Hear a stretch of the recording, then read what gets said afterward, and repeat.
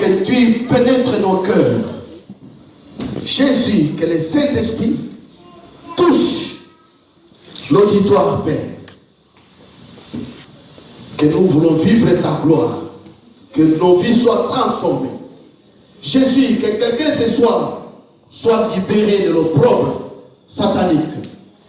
Jésus, tu es Dieu. Nous t'invitons maintenant, ô Saint-Esprit, de régner dans nos vies, Jésus. Merci pour ta présence au milieu de nous. Au nom de Jésus, j'ai ainsi prié. Amen. Amen. Nous pouvons nous asseoir dans la joie. Amen. Amen. Nous lisons des passages. Les premiers dans le livre d'Esther.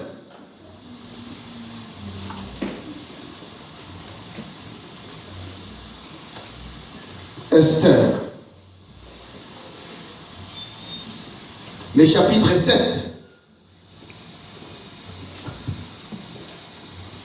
Du verset 1er jusqu'au 10e verset. Est-ce que quelqu'un qui l'a trouvé peut nous lire? Je lis la parole au nom de Jésus. Amen. Esther chapitre 7, verset 1 à 10. Les rois et Aman allèrent au festin chez la reine Esther. Ce second jour, le roi dit encore à Esther, pendant qu'on buvait le vin, quelle est ta demande, reine Esther? Elle te sera accordée, quelle devines-tu? Quand ce serait la moitié du royaume, tu l'obtiendras. La reine Esther répondit, si j'ai trouvé grâce à tes yeux, ô roi, et si le roi les trouvait bon, accorde-moi la vie. Voilà ma demande. Et sauve mon peuple. Voilà mon désir. Car nous sommes vendus, moi et mon peuple, pour être détruits, égorgés, anéantis. Encore, si nous étions vendus pour devenir esclaves et servantes, je me tairais.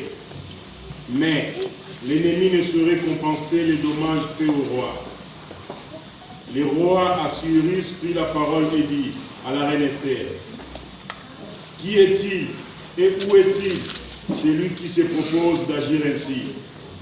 Esther répondit, l'oppresseur, l'ennemi, c'est Aman.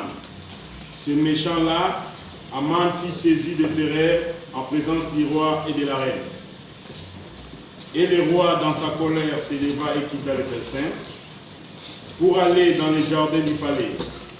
Aman resta pour demander grâce de la vie à la reine Esther, car il voyait bien que sa perte était arrêtée dans l'esprit du roi. Lorsque le roi revint du jardin du palais, dans la salle du festin, il vit Aman qui s'était précipité vers le lit sur lequel était Esther. Et il dit, serait-ce encore pour faire violence à la reine?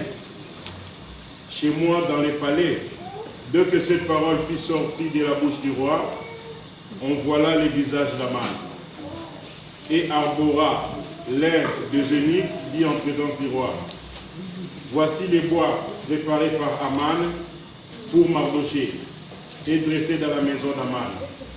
À une hauteur de 50 coudées, le roi dit, qu'on y pende Aman. Et la colère du roi s'apaisa. Amen. Amen. Le deuxième passage dans les Actes des Apôtres, chapitre 9.